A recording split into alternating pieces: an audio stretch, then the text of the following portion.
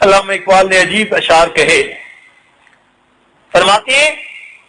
تو غنی از ہر دو عالم من فقیر، تو غنی از ہر دو عالم من فقیر، روز محشر عذر ہائے من پذیر۔ اے اللہ تو دو عالم سے غنی ہے اور میں محتاج ہوں،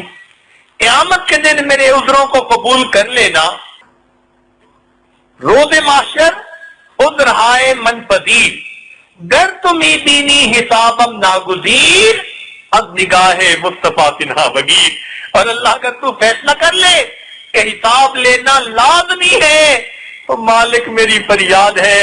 پھر میرا حساب مصطفیٰ کریم کی نگاہوں سے اوجھل لینا، مجھے ان کے سامنے شرمندگی نہ ہو جائے